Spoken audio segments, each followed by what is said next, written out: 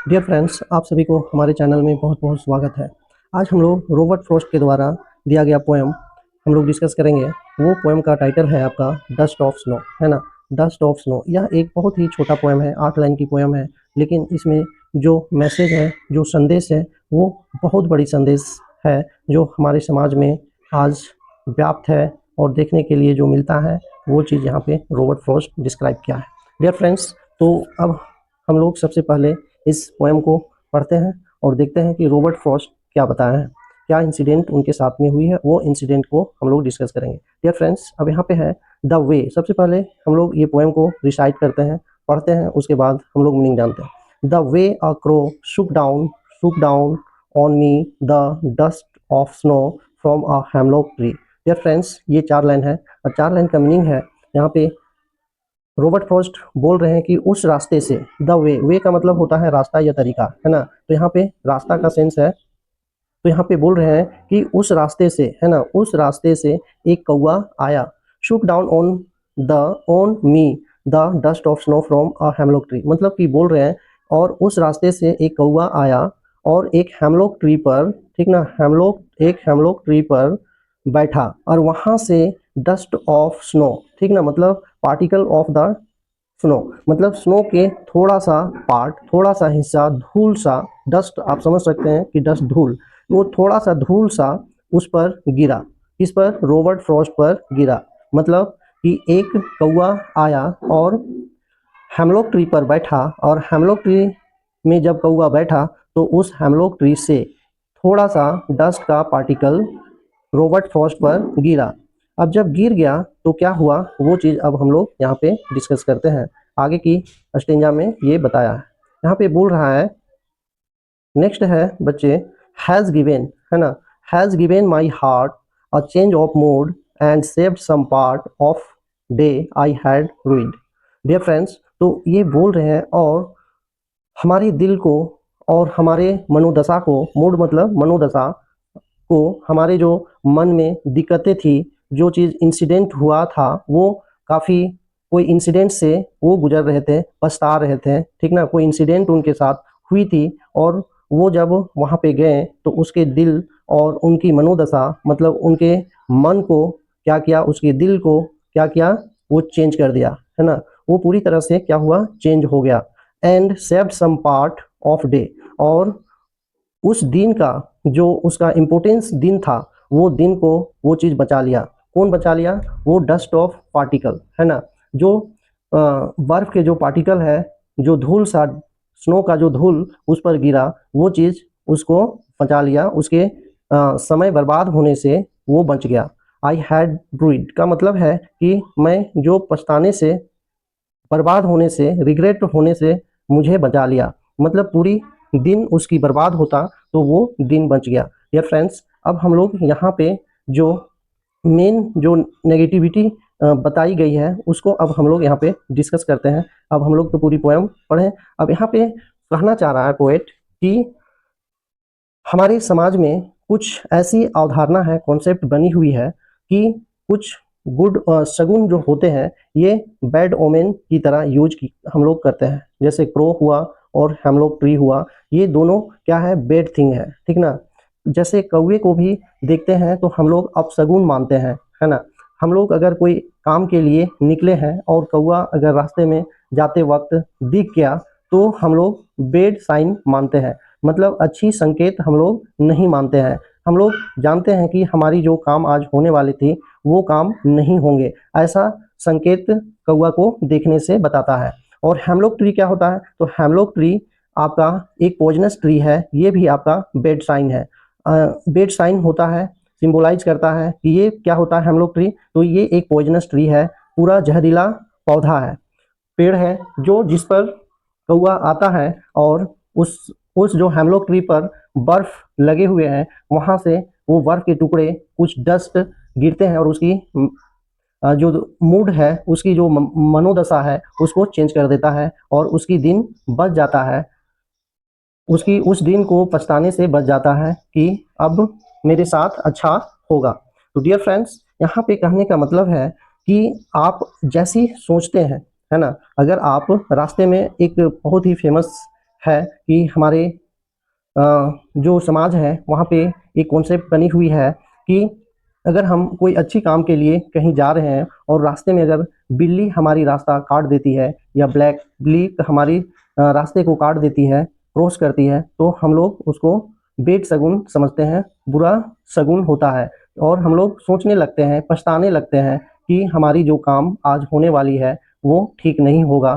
तो ऐसे अगर आप वैसा सोच रहे हैं तो आप निश्चित ही जो आपकी अच्छी काम होने वाला है वो भी आपका बिगड़ सकता है। तो वैसे जो धारणा बनी हुई है हमारे समाज में, वो चीज़ को रॉबर्ट फ्रॉस्ट ने बहुत ही अच्छी तरह से यहाँ पे समझाया है और अपने विचार को व्यक्त किया है कि हमारी जो नेगेटिविटी है उसमें हम अपनी पॉजिटिविटी को भी हम निकाल सकते हैं। मतलब कहने का है कि आप अगर नेगेटिव में पॉजिटिव सोचते हैं तो आपके साथ पॉजिटिव भी हो सकता है, आपका अच्छा काम हो सकता है। अन्यथा अगर आप नेगेटिव देखें, जैसे कि मैं बिल्ली का एग्जांपल दिया, वहाँ पे आप नेगेटिव सोचते रहेंगे, पछताते रहेंगे, तो आप हो सकता है कि वो काम तक आप पहुँच ना पाएँ। तो इसलिए वो उसकी काम है क्रॉस होने का, तो उसका काम था क्रॉस हो गया, मेरा जो काम है वो काम को हम करते रहें और आगे बढ़ते रहें, तो इससे आपका कोई फ़र्क नहीं पड़ता। इसलिए यहाँ पे रॉबर्ट फ्रॉस्ट ने बहुत ही अच्छी तरह से इसमें एक्सप्लेन किया है और अपने विचार को व्यक्त किया है। डियर फ्रेंड्स, तो अगर नेगेटिव चीज़ें अगर हमारे साथ कोई इंसिडेंट होती है और उसी के बारे में हमेशा अगर सोचते रहते हैं तो हमारी जो हमारे फ्यूचर में अच्छे काम जो होने वाले हैं वो भी बेकार हो जाएंगे। इसलिए हम लोगों को उसके अगर हम बुरा काम किए, हमारे साथ कोई इंसिडेंट हुई है, तो हाँ, कुछ गलत मैं किया हूँ, तो कुछ देर तक उसको रियलाइज़ करना चाहिए, ज़रूर करना चाहिए। तभी हमारी जो मिस्टेक है, गलतियाँ हैं, वो चीज़ हम इम्प्रूव कर पाएँगे और उसको सुधार पाएँगे। तो इसलिए हम लोगों को रियलाइज़ करना चाहिए। लेकिन ये मतलब नहीं है कि उसी के प्रति हम हमेशा सोचते रहें और उसी को लेकर कोई और आगे काम ना करें। तो अगर आप इस तरह से करते हैं तो आप नेगेटिविटी में चले जाएंगे और अगर आप पॉजिटिव सोचते हैं तो आपका काम भी पॉजिटिव होगा, मतलब अच्छा होगा। डियर फ्रेंड्स, अब हम लोग यहाँ पे सारी समरी इसका जो डिटेल्स है वो भी मैं आपके साथ डिस्कस करूँगा। डियर फ्रेंड्स, तो यहाँ पे आपका क्या है, रॉबर्ट फ्रॉस्ट है ना। रॉबर्ट फ्रॉस्ट ये पोएम को लिखा है। रूइड का मतलब रिग्रेट, मतलब पछताना। तो अगर हमारे साथ गलत साइन मतलब कोई मिस्टेक भी हुआ है, कोई इंसिडेंट भी हुआ है, तो उससे ज़्यादा पछताना नहीं है। और जो बैड साइन होते हैं, जो गलत चीज़ें होते हैं, उसके देख करके जो हमारे समाज में जो अवधारणाएं बनी हुई है, कॉन्सेप्ट बनी हुई है, उसके प्रति बहुत ज़्यादा सोचना नहीं है। वो आपका सोचने की नज़रिया होती है, जैसे आप सोचेंगे वैसे ही आप बनेंगे। और ये तो एक कहावत भी है, कहा भी जाता है कि आप जैसा सोचते हैं आप वैसा ही बनते हैं। अगर आप पॉजिटिव चीज़ हमेशा सोचेंगे तो आपकी माइंड में भी पॉजिटिविटी बनी रहेगी और आप अपनी काम को अच्छे से कर पाएंगे। डियर फ्रेंड्स, तो अब हम लोग देखते हैं कि डस्ट ऑफ स्नो का सारी डिटेल में समरी क्या है उसके बारे में। डियर फ्रेंड्स, तो यहाँ पे है dust of snow. Dust of snow is a beautiful short poem written by Robert Frost. Dust of snow एक सुंदर छोटा सा पोएम है जो रॉबर्ट फ्रॉस्ट के द्वारा लिखी गई है। इसका रॉबर्ट फ्रॉस्ट का पूरा नाम है रॉबर्ट ली फ्रॉस्ट और उनका जन्म 26 मार्च 1874 ईस्वी को हुई थी और उनकी मृत्यु 29 जनवरी 1963 ईस्वी को हुई थी। और रॉबर्ट फ्रॉस्ट एक अमेरिकन पोएट है। डियर फ्रेंड्स, अब हम लोग, ये तो पोएट के बारे में था, अब हम लोग इसकी देखते हैं समरी क्या है इस पोएम का। डियर फ्रेंड्स, तो आगे है आपका समरी है कि dust of snow is a beautiful short poem written by Robert Frost, है ना। ये डस्ट ऑफ स्नो एक सुंदर छोटा सा कविता है जो रॉबर्ट फ्रॉस्ट के द्वारा लिखा गया है। नेक्स्ट है this poem tells that even a simple moment has a large significance. मतलब बोल रहा है कि यह पोएम हम लोगों को बताता है कि एक छोटा सा समय, एक थोड़ा सा छोटा सा भी समय के पास में क्या होता है, बहुत बड़ा महत्व होता है।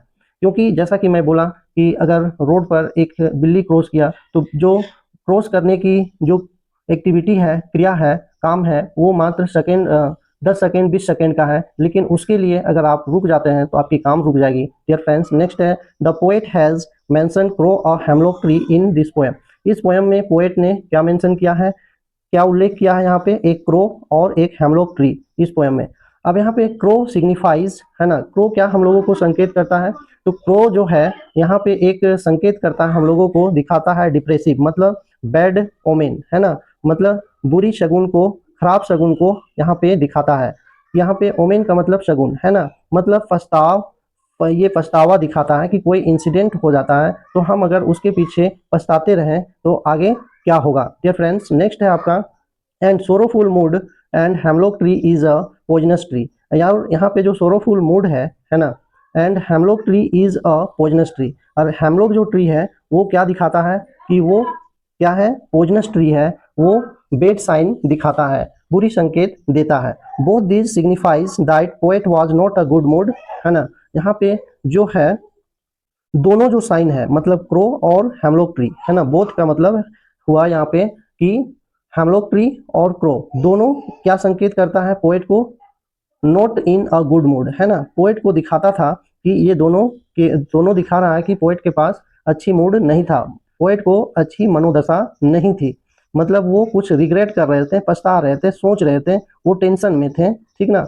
And so he describe the dark, इसलिए उसने यहाँ पे डार्क, काला चीज का डिस्क्राइब किया है, काले कौवे का डिस्क्राइब किया है, depressive and bitter side of nature to present his similar mood, है ना, मतलब काला चीज अच्छा नहीं माना जाता है शुभ काम में, इसलिए वो उसके बारे में बातें कर रहे हैं। लेकिन ऐसा नहीं है कि यहाँ पे जस्ट ओपोजिट उसने ये पोयम में दिखाया कि जो हमारे समाज में जो नेचर के साथ में अवधारणा बनी हुई है, वो चीज़ अगर हम गलत सोचते हैं उसके बारे में तो गलत होगा, अगर हम सही सोचते हैं, मतलब पॉजिटिव चीज़ें सोचते हैं, उसमें जो गलत चीज़, जो गलत अवधारणा बनी हुई है समाज में, उसमें अगर हम पॉजिटिव चीज़ें सोचते हैं तो फिर वो पॉजिटिव होगी।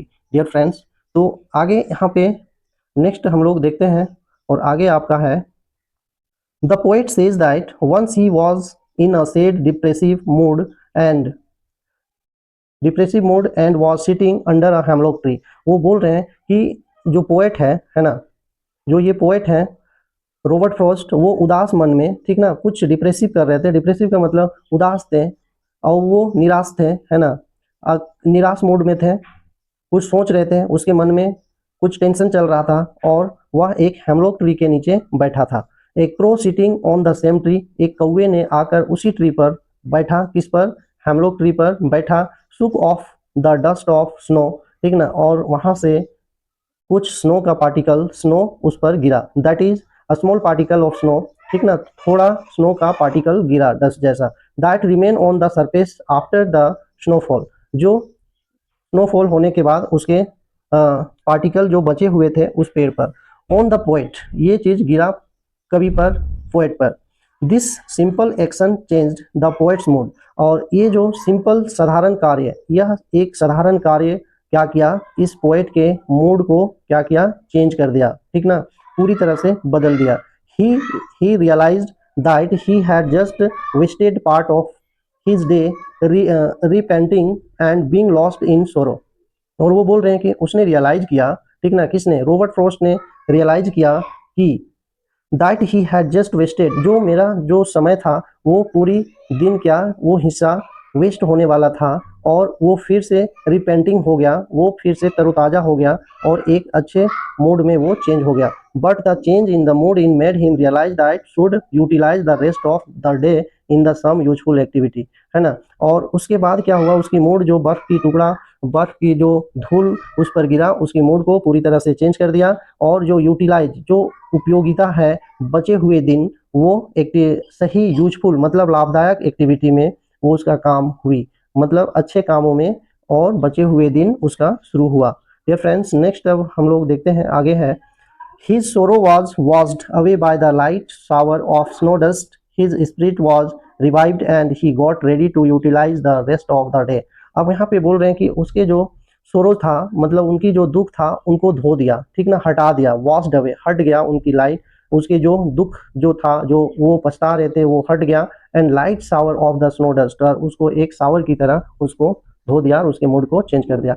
हिज स्पिरिट, और उनकी जो आत्मा है, जोश है, वो क्या हुआ, वॉज रिवाइव्ड, वो फिर से, रिवाइव्ड का मतलब है यहाँ पुनर्जीवित हो गया, जो वो निराश थे वो तरोताज़ा हो गया और फिर से उसके अंदर में उमंग भर गई और वो फिर अपना काम करना शुरू कर दिए और इस तरह से उनकी वो जो दिन था बर्बाद होने से बच जाते हैं। He got ready to utilize the rest of day, और जो बचे हुए दिन है उसको फिर से यूटिलाइज करते हैं, यूज करना शुरू करते हैं।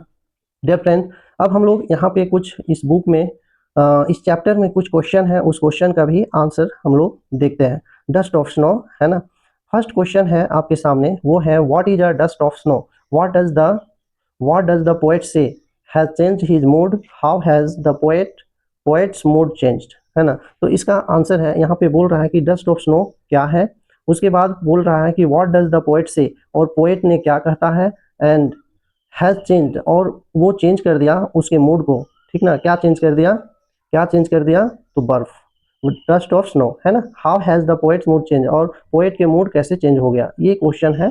अब हम लोग यहाँ पे इसका आंसर देखते हैं। तो आंसर है इसका, the dust of snow means the fine particle of flake of snow, है ना।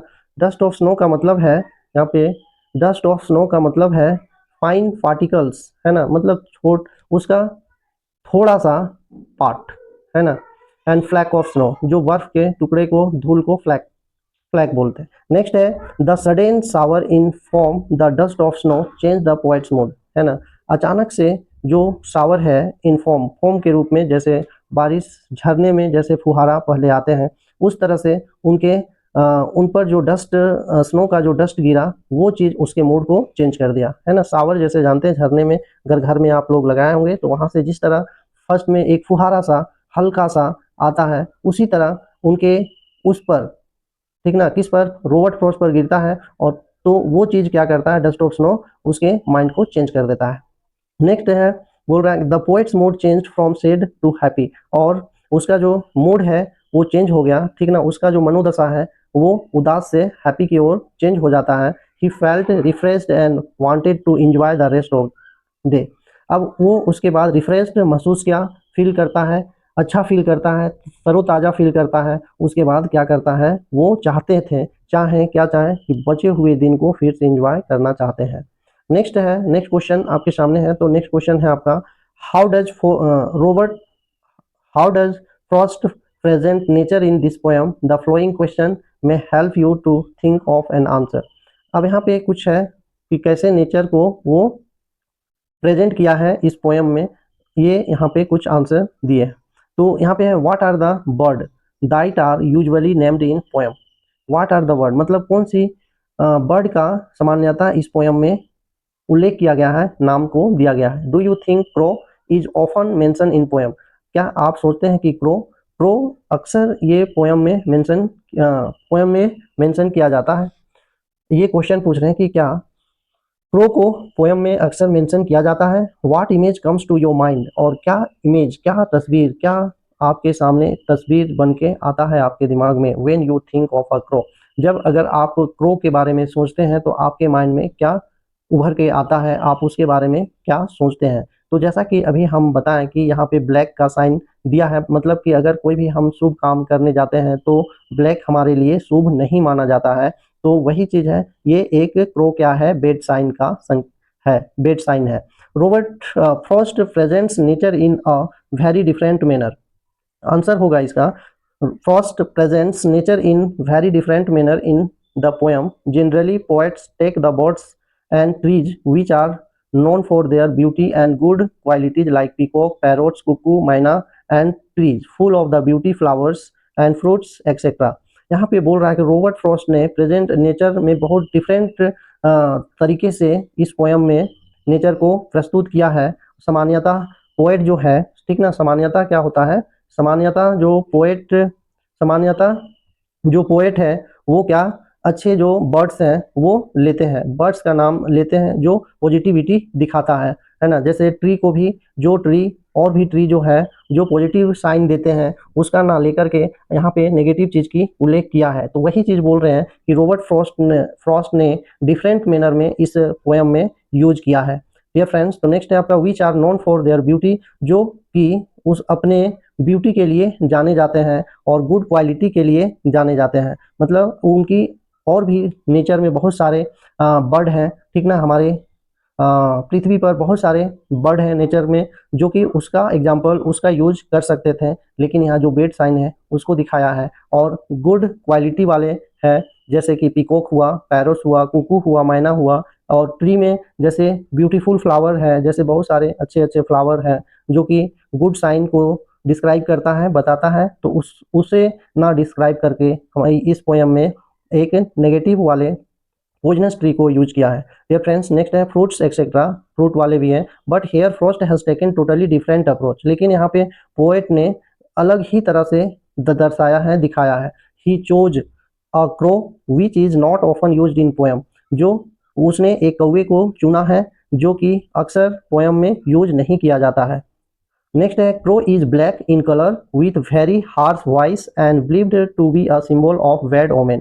अब यहाँ पे क्या बताया है कि रॉबर्ट फ्रॉस्ट ने एक कौवा को लिया है इस पोएम में। अब कौवे का रंग क्या होता है? काला होता है, जो काला हमारे ओमेन में, जो शगुन में है, वो बेड ओमेन माना जाता है। विथ अ वेरी हार्श, और उसकी आवाज़ भी क्या है? कर्कश है, ठीक मधुर नहीं है, कर्कश वाणी उसकी होती है। Is believed to be a symbol of bad omen, और ऐसा माना जाता है, ऐसा विश्वास किया जाता है कि वो अपशगुन वाले बर्ड है। Thinking of a crow bring very depressive and sorrowful picture to our mind. और अगर हम सोचते हैं कौवे के बारे में तो वो हमारे पास जो तस्वीर बनते हैं वो क्या है? सोरोफुल, दुख वाले बनते हैं, दुख वाले पिक्चर बनते हैं हमारे माइंड में, है ना। नेक्स्ट है दुख और उदासी वाले बनते हैं। नेक्स्ट है आपका बी नंबर है again what is the hemlock tree, why doesn't the poet write about more beautiful tree such as maple और ओक और पाइन। अब यहाँ पे अगेन पुनः रॉबर्ट फ्रॉस्ट के बारे में पूछा है कि what is the hemlock tree क्या होता है, और क्यों नहीं पोएट ने क्यों नहीं लिखा है अबाउट मोर ब्यूटीफुल ट्री, ठीक है ना। ब्यूटीफुल ट्री के बारे में क्यों नहीं लिखा है, जैसे कि मानो मैपल ट्री के बारे में, ओक ट्री या पाइन ट्री के बारे में क्यों नहीं लिखा। डियर फ्रेंड्स, तो इसका आंसर यहाँ पे मैं दिखा रहा हूँ और एक्सप्लेन भी करके बताता हूँ। डियर फ्रेंड्स, नेक्स्ट है a hemlock tree is poisonous plant with a small white flower. अब क्या है? हेमलॉक ट्री एक पॉइजनस प्लांट होता है और उसका वाइट कलर का फ्लावर छोटा छोटा होता है। The poet Robert Frost didn't choose to use a oak tree, maple और पाइन ट्री। पोएट ने, रॉबर्ट फ्रॉस्ट ने ये नहीं चुने हैं, ठीक ना, ओक और मेपल और पाइन ट्री। इंस्टीड, के बावजूद, ठीक ना, मतलब ओक ट्री, मेपल ट्री और पाइन ट्री के बावजूद he chose the hemlock tree and left all the beautiful trees present in the world, ठीक ना। Actually he did so to present his mood and feeling. Dear friends, तो यहाँ पे बोल रहे हैं कि जो दुनिया में बहुत सारे अच्छे अच्छे प्लांट हैं और जिसको आप वो ले सकते थे, लेकिन उसको ना ले करके उसने हेमलॉक ट्री को चुना है और वे सारे प्लांट को छोड़ दिया है। वो सुंदर सुंदर ट्रीज को प्रस्तुत करने के बजाय उसने हेमलॉक ट्री को चुना। ये दुनिया में actually he did so to present his mood and feeling, और उसने ऐसा प्रस्तुत किया है मूड एंड फीलिंग को, अपने मूड को। डियर फ्रेंड्स, नेक्स्ट है, आप यहाँ पे देख पा रहे हैं कि what do the crow and hemlock represent joy और sorrow, what does the dust of snow, what the crow shake off hemlock tree stand for. Dear friends, यहाँ पे क्वेश्चन है आपका what do the crow what do the crow and hemlock tree represent joy और sorrow. मतलब कि पूछ रहा है कि कौवे और हेमलॉक ट्री ने यहाँ पे क्या प्रस्तुत जॉय और सोरो के साथ में क्या प्रेजेंट करता है। What does the dust of snow that the crow shake off the hemlock tree stand for, और जो हेमलॉक ट्री से, ठीक ना, बर्फ के टुकड़ा गिराता है वो क्या चीज दर्शाता है, क्या बताता है। डियर फ्रेंड्स, नेक्स्ट है आपका है the crow and hemlock tree represent सोरो, है ना। क्रो एंड हेमलॉक ट्री क्या है? सोरो का मतलब होता है दुख, है ना। दुख और डिप्रेशन मतलब वही दुख, है ना, या तनाव को दिखाता है। फेल्ट बाय द पोएट, ठीक ना, पोएट के द्वारा दिखाया गया। इन दिस मैटेरियलिस्टिक वर्ल्ड, इस भौतिक दुनिया में, ठीक ना, भौतिक दुनिया में दिखाता है। The dust of snow is the symbol of nature, Joy and energy. और डस्ट ऑफ स्नो जो है वो नेचर के आनंद और एनर्जी का प्रतीक है। डियर फ्रेंड्स, नेक्स्ट है आपका the dust of snow that the crow shake off the hemlock tree means passing through the shade and depressing moment. The page is the entering into the time full of joy and मीजम। Dear friends, और यहाँ पे बता रहा है कि hemlock tree से जो गिरा dust of particle, dust of snow, है ना, वो ये दर्शाता है कि वहाँ से क्या आया, जो डिप्रेशन था, जो सोरो था, वो अब खत्म हो रहा है। और अब क्या हुआ, ऑप्टिमिज्म आया, आशावादी हुआ कि जो उसके साथ गलत चीज हो रहा था वो अब खत्म हो गया, है ना, और वो आशा में कन्वर्ट हो गया, मतलब वो आशा को दिखाता है। नेक्स्ट है आपका थर्ड नंबर क्वेश्चन, वो है have there been time when you felt depressed और hopeless, have you experienced a similar moment that change your mood that day. और यहाँ पे बोला कि क्या आपके पास भी ऐसा समय कभी हुआ है जब आपने डिप्रेस थे, आप तनाव में थे, आप टेंशन में थे, या कोई ऐसा इंसिडेंट हुआ है जो आप आशाहीन थे, है ना। हैव यू एक्सपीरियंस, क्या आपने ऐसा कभी एक्सपीरियंस किया है, ऐसे इसी तरह के सिमिलर इसी तरह के मोमेंट, क्षण, समय आपके साथ हुआ है जो आपके मूड को उस दिन को चेंज कर दिया। नेक्स्ट है, इसका आंसर होगा, यहाँ पे आप देख पा रहे हैं, there have been in in innumerable time, है ना, there have been innumerable time when I too have felt depressed and hopeless. Sometimes such moments were aroused by other people's behavior and attitude and sometimes due to my own conduct. ये friends यहाँ पे बोल रहा है कि ये सारे बहुत सारे समय जब जब मैंने भी ऐसा महसूस किया, डिप्रेस्ड किया, है ना, डिप्रेस्ड किया, महसूस किया, उदासी, तनाव महसूस किया और आशाहीन जब महसूस किया, तो कभी कभी, समटाइम मतलब कभी कभी, ऐसे मोमेंट अराउज्ड मतलब उत्पन्न हुए, है ना, दूसरे लोगों के व्यवहार से और उनकी मनोदशा से, जो जिसके चलते हमारी कंडक्ट, ओन कंडक्ट, है ना, हमारी कंडक्ट हुई, हमारी व्यवहार इस तरह से हुई। On on one occasion when I was very upset, और यहाँ पे बोल रहा है, ये अपने से भी आप डिस्क्राइब करके लिख सकते हैं कि अगर आप कैसा अच्छा फील किए, बुरा फील किए, वो चीज़ है, तो यहाँ पे मेंशन है। नेक्स्ट है आपका ऑन वन ओकेजन, आप एक ओकेजन था जब आई वॉज वेरी अपसेट, ठीक ना, मैं बहुत उदास था, I went out for a walk, तो मैंने घूमने चला गया। While walking in the park, जब मैं पार्क में घूम रहा था, I saw a girl playing with a puppy, है ना, and embracing and feeding him. अब जब मैं पार्क में घूम रहा था तो मैंने एक लड़की को एक पप्पी के साथ में खेलते हुए देखा, और वो पप्पी को एम्ब्रेसिंग कर रहे थे, गले लगा रहे थे और उसे खाना खिला रहे थे। दिस लिटिल जॉय, अब वह जो जॉय है, वह जो खुशी है, वो क्या किया, दे शेयर चेंज माई मूड, और वो जो दृश्य को देख करके वे उस मेरे मूड को चेंज कर दिया। And I felt very happy, और मैंने बहुत खुश हुआ, for the rest of the day, उसका मेरा ठीक हो गया। I also join the two and played with them, और मैंने भी उनके साथ साथ दिया उसके साथ, और मैंने भी उन लोगों के साथ में इंजॉय किया।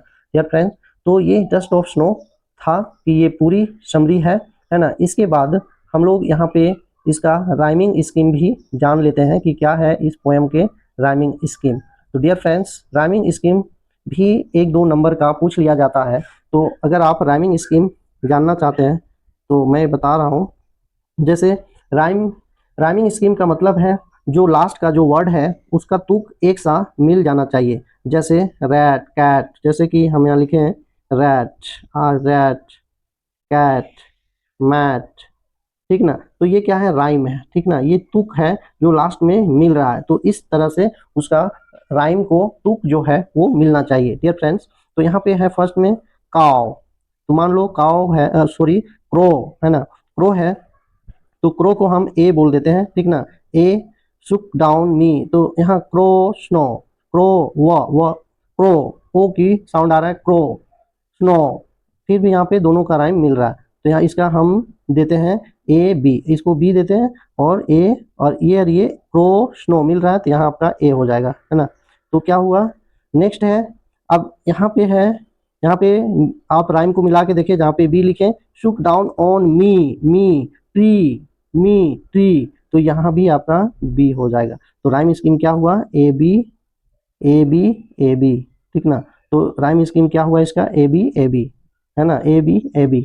नेक्स्ट है बच्चे, यहाँ पे नेक्स्ट स्टेंजा का राइम होगा, हैज़ गिवन माई हार्ट, तो यहाँ भी हम फर्स्ट में नाम देंगे पहले ए बी, है ना। अब हार्ट पार्ट, यहाँ पे है हार्ट पार्ट, हार्ट और पार्ट का राइम मिल रहा है, तो यहाँ पे ए हो गया।